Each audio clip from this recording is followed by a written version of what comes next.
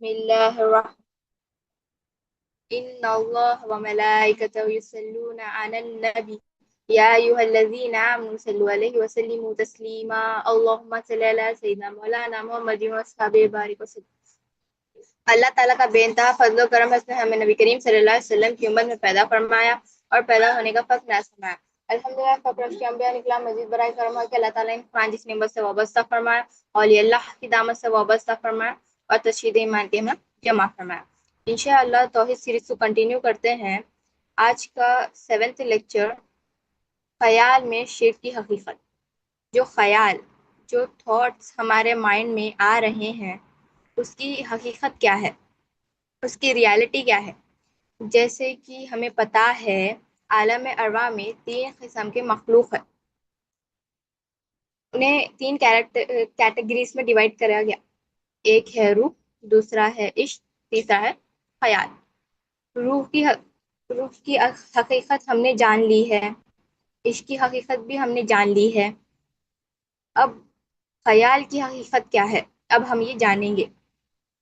یہ ساری چیزیں اللہ تعالیٰ نے انہیں مخلوق بنایا ہے، لیکن ہم نے انہیں کس طریقے سے معبود بنا لیا، وہ ہم اب سمجھ رہے ہیں، اسے جان رہے ہیں، اس کی ریالٹی جان کیسے رہے ہم۔ یہ معبود نہیں ہے، یہ مخلوق ہے، یہ اپنے آپ کو بتانا ہے، سکھانا ہے اور دوسروں کو بھی سکھانا ہے۔ یہ ساری چیزیں اللہ کے مخلوق ہے۔ تو یہ جو خیال ہے، جس کو تھاٹس بھی کہا جاتا ہے، ہوتے ہیں، یہ ریالٹی ہے مگر ہم نہیں دیکھ سکتے۔ جیسے کہ روح اور عشق کو میجر نہیں کیا جا سکتا، دیکھا نہیں جا سکتا اپنی آنکھوں سے، اسی طریقے سے ہم خیال کو بھی اپنی آنکھوں سے نہیں دیکھ سکتے، مشاہدہ نہیں ہوتا۔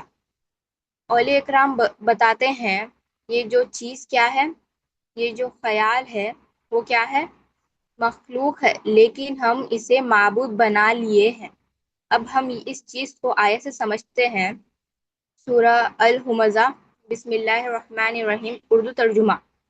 ہر طعنہ دینے والے اور عیب کرنے والوں کی بڑی خرابی ہے، جس نے مال کو جمع کیا اور اسے گن گن کر رکھا اور خیال کرتا ہے کہ اس کا مال اسے ہمیشہ رکھے گا، ایسا ہرگز نہیں، وہ ضرور خاتمہ میں داخل ہوگا۔ اے پیغمبر، کیا تمہیں معلوم ہے خاتمہ کیا ہے؟ تو اللہ کی سوائل آگے جو دلوں تک پہنچے گی، وہ آگے لمبے لمبے صورت کی شکل میں اس کو گری ہوگی۔ اللہ تعالیٰ اس آیت میں کیا کہہ رہے ہیں؟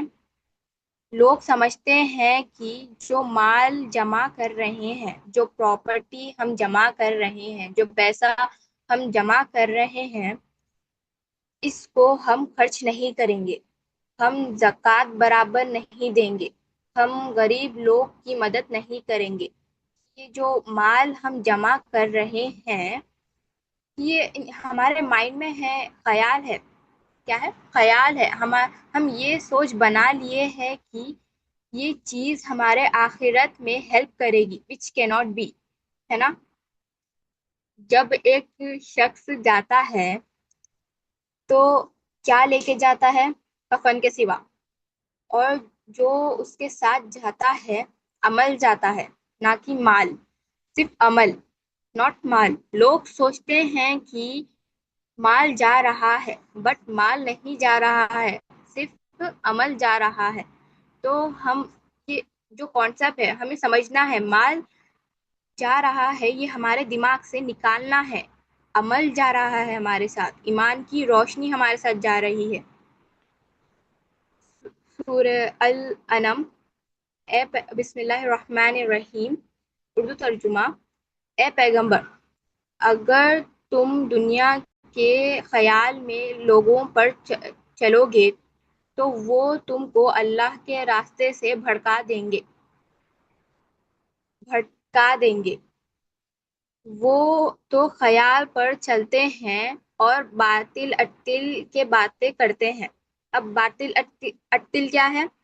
یعنی کوئی ریزن نہیں ہے، کوئی اس کی ریالٹی نہیں ہے بات کرنے کی. اگر ہم نبی کریم صلی اللہ علیہ وسلم کے دنیا کے جو لوگ ہیں اگر ہم ان پر چلنے لگے تو وہ لوگ ہمیں بھٹکا دیں گے، کیونکہ وہ خیال پر چلتے ہیں جو جو انہوں سوچ لیے ہیں. یہ شاید صحیح ہے، شاید نہیں، وہ سوچتے ہیں کہ جو وہ سوچ رہے ہیں وہ صحیح ہے. اب اولیاء کرام فرماتے ہیں ہر انسان کے پاس دو راستے ہیں. ایک راستہ ہے صراط المستقیم، اللہ کے نبی کا راستہ، اور دوسرا کون سا ہے؟ شیطان کا راستہ. اب یہ دونوں کی منزل کیا ہے ہمیں پتا ہے، ایک تو جنت کا ہے اور دوسرا جہنم کا ہے. اب منزل جو ہے ہمیں ڈیسائیڈ کرنا ہے کس کی راہ پر چلیں گے، اللہ کے رسول کے یا شیطان کے. تو سیرت المستقیم اللہ کے رسول کا راستہ ہے، اگر اس پر جائیں گے تو رحمان ہے، اللہ کی طرف پہنچ جائیں گے. اور اگر شیطان کے راستے پر جائیں گے تو اس کی منزل کیا ہے؟ جہنم ہے. تو اس کو ہم سوچنا ہے، سمجھنا ہے. ایک آیت رکھ کے اپنی بات کو ختم کرتے ہیں. سورہ انعام آیت نمبر 119 to 120. اور بہت سے لوگ ہیں جو بغیر ایمان اور اپنی نفس کے خواہشوں لوگ کو بھڑکا دیتے ہیں. تو اے پیغمبر، بے شک تمہارا پروردگار ذاتی کرنے والوں کو خوب جانتا ہے. اور اے مسلمانوں، ظاہری اور پوشیدہ ہر طرح کے گمراہ ترک کر دو. بے شک جو لوگ گناہ کرتے ہیں وہ لوگ اپنی کیے کی سزا پائیں گے. اللہ تعالیٰ اس آیت میں کیا کہہ رہے ہیں؟ تھوڑے لوگ ہوتے ہیں جس کے پاس کچھ بھی ایمان نہیں ہوتا اور رسول کے بارے میں کچھ نالج نہیں رہتی، یعنی کہ قرآن اور حدیث کے بارے میں انہیں کچھ نالج نہیں رہتی، لیکن پھر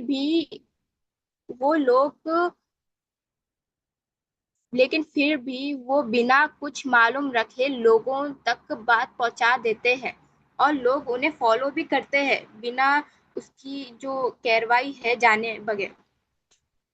فار ایگزامپل، اگر کوئی ہمیں کہتا ہے یہاں پر انویسٹ کرو تو ہم کتنا لوگوں سے ایڈوائس لیتے ہیں، ایسا پوچھتے ہیں کہ یہاں پہ کرنا چاہیے، کچھ تو بھی ایڈوائس لے کے کرتے ہیں. پھر اس کے بعد ہم وہاں پر جا کے انویسٹ کرتے ہیں کیونکہ ہمیں ٹینشن ہوتی ہے کیا ہمارا لاس ہو جائے گا. اسی طریقے سے ہمیں آخرت کی بھی ٹینشن لینا چاہیے. تو آج ہمیں کیا سمجھ میں آیا؟ یہ جو خیال ہے it's play very important role in our life.